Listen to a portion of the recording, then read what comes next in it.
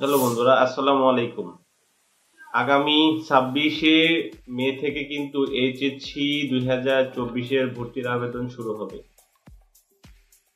HSC 2024-এ আপনি কিভাবে ভর্তির আবেদন করবেন, এখানে কারা কারা এই আবেদন করার যোগ্যতা রাখে, আপনি কিভাবে গ্রুপ নির্বাচন করবেন, আপনি কতটি কলেজ আপনি চয়েস দিতে পারবেন, তারপরে হচ্ছে আপনার এখানে কত টাকা লাগবে এবং কত তারিখে আপনার হচ্ছে যে প্রথম যে সিলেকশনটা এটা আপনার হচ্ছে ফলাফল দিবে, দ্বিতীয় সিলেকশন কবে দিবে, এই সমস্ত প্রসেস নিয়ে আজকে আমরা আলোচনা করব। তো বন্ধুরা, আমরা এই ভিডিওর শুরুতে জেনে নিব কারা হচ্ছে 2024 এইচএসসি তে আবেদন করতে পারবে। আপনি যদি 2022, 2023 এবং 2024-এ এসএসসি পাস করেন তাহলে কিন্তু আপনি 2024 এইচএসসি তে ভর্তির আবেদন করতে পারবেন। তবে আপনি যদি উন্মুক্ত বিশ্ববিদ্যালয় থেকে পাশ করে থাকেন সেক্ষেত্রে আপনার যদি এসএসসি পাশে সালটা যদি আরো আগের হয় সেক্ষেত্রে আপনি কিন্তু বোর্ডে ম্যানুয়ালি আবেদন করার মাধ্যমে আপনি কিন্তু এইচএসসি তে ভর্তির সুযোগটা নিতে পারবেন। সেক্ষেত্রে কিন্তু আপনি আপনার হচ্ছে যে অনলাইনে আবেদন করতে পারবেন না, আপনাকে কিন্তু সরাসরি বোর্ডের সাথে গিয়ে যোগাযোগ করতে হবে। আমরা এ পর্যায়ে জেনে নিব আপনি কিভাবে গ্রুপ নির্বাচন করবেন। আপনি যদি সাধারণ শিক্ষা বোর্ড থেকে যদি আপনি বিজ্ঞান বিভাগ থেকে পাশ করে থাকেন তাহলে সাধারণ শিক্ষা বোর্ডের আপনার জন্য বিজ্ঞান সহ মানবিক এবং ব্যবসায়ী শিক্ষা আপনি এখান থেকে পছন্দ করতে বা আপনি এখানে যেতে পারবেন। আপনি যদি সাধারণ শিক্ষা বোর্ডের মানবিক থেকে পাশ করে থাকেন তাহলে আপনার ওই মানবিক বিভাগ সহ আপনার ব্যবসায়ী শিক্ষাতে আপনি যেতে পারবেন। আপনি যদি সাধারণ শিক্ষা বোর্ডের ব্যবসায়ী শিক্ষা থেকে পাশ করে থাকেন তাহলে ব্যবসায়ী শিক্ষা সহ আপনার যে মানবিক শাখাটা আছে আপনি কিন্তু ওইখানে যেতে পারবেন। আপনি যদি মাদ্রাসা বোর্ড থেকে আপনি বিজ্ঞান বিভাগ থেকে পাশ করে থাকেন তাহলে বিজ্ঞান বিভাগ সহ অন্যান্য বিভাগে আপনি কিন্তু যেতে পারবেন। আপনি যদি মাদ্রাসা বোর্ডের অন্যান্য গ্রুপ যেমন হচ্ছে সাধারণ গ্রুপ আর হচ্ছে মুজাব্বিদ মাহির গ্রুপ এ ধরনের গ্রুপ থেকে যদি আপনি পাশ করে থাকেন তাহলে বিজ্ঞান বিভাগ ব্যতীত অন্যান্য গ্রুপে আপনার জন্য সুযোগ থাকবে।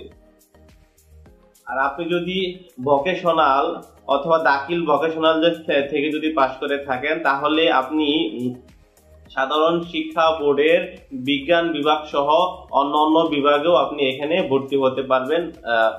মাদ্রাসারও বিজ্ঞান বিভাগ এবং সাধারণ গ্রুপ বা মুজাব্বিদ মাহির গ্রুপেও কিন্তু আপনি ভর্তি হতে পারবেন। অর্থাৎ যদি আপনি ভোকেশনাল থেকে পাশ করেন তাহলে কিন্তু আপনি বিজ্ঞান বিভাগেও যেতে পারবেন, মানবিক বিভাগেও যেতে পারবেন, ব্যবসায়ী শিক্ষা বিভাগেও কিন্তু যেতে পারবেন। অনুরূপভাবে মাদ্রাসা ক্ষেত্রেও একই। এই আবেদন করার জন্য আপনাদেরকে একটা অ্যাকাউন্ট ওপেন করতে হবে। ইডিইউ আইডির জন্য আবেদন করতে হবে। আপনাকে একটা ওয়েবসাইটে যেতে হবে বাংলাদেশ সরকারের।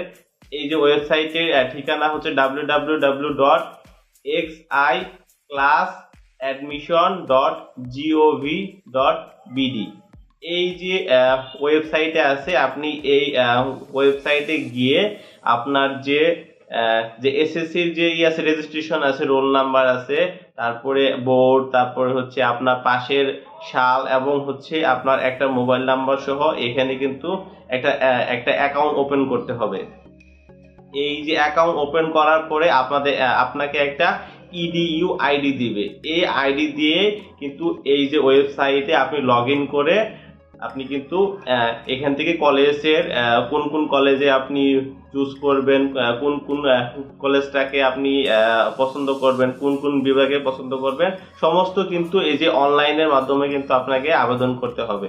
অর্থাৎ আপনাকে সবসময়ই XI অর্থাৎ 11classadmission.gov.bd এই যে ওয়েবসাইট আছে এটার মাধ্যমে কিন্তু আপনাকে আবেদন করতে হবে।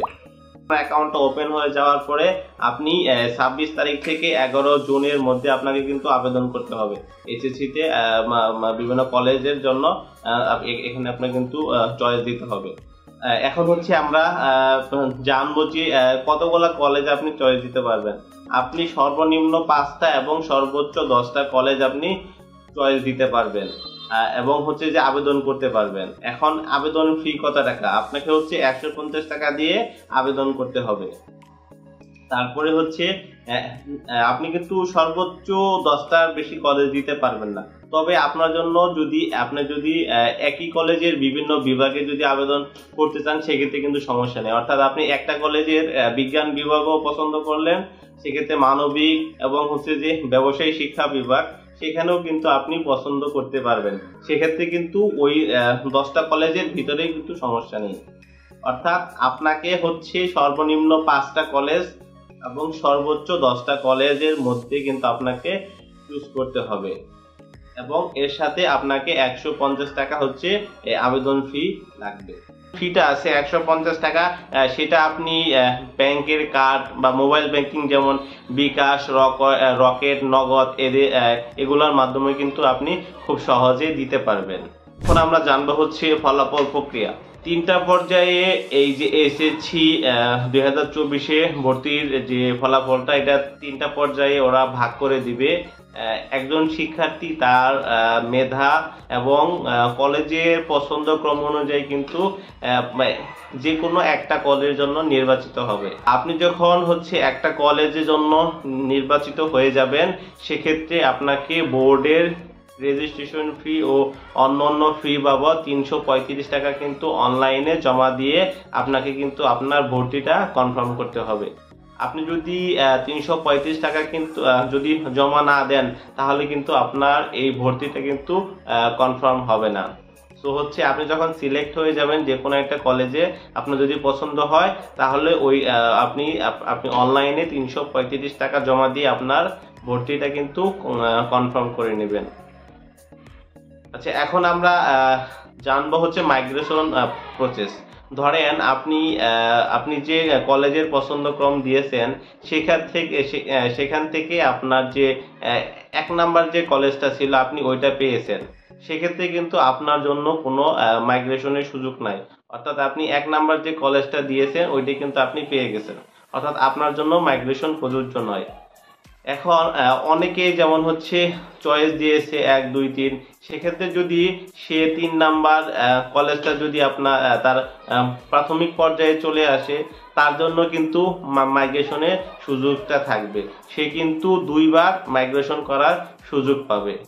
আর মাইগ্রেশন কিন্তু সবসময় আপনি যে যত নাম্বার কলেজটা পেয়েছেন তার থেকে কিন্তু উপরের দিকে যাবে।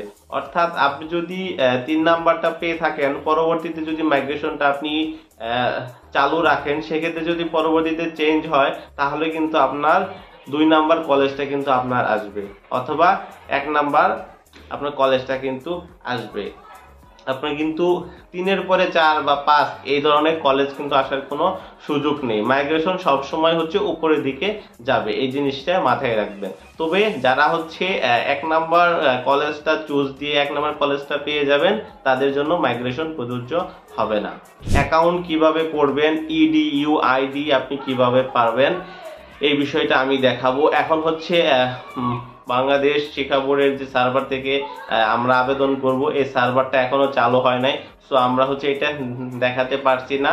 সো যখন এটা 26 তারিখ থেকে চালু হয়ে যাবে তখন থেকে কিন্তু এটা ওপেন হয়ে যাবে। সো আমরা পরবর্তী ভিডিওর মাধ্যমে কিন্তু আপনাদেরকে জানিয়ে দেব আপনি কিভাবে একদম সঠিক ভাবে আপনি কিভাবে অ্যাকাউন্ট ওপেন করবেন এবং আপনার ইডিইউ আইডিটা পাবেন।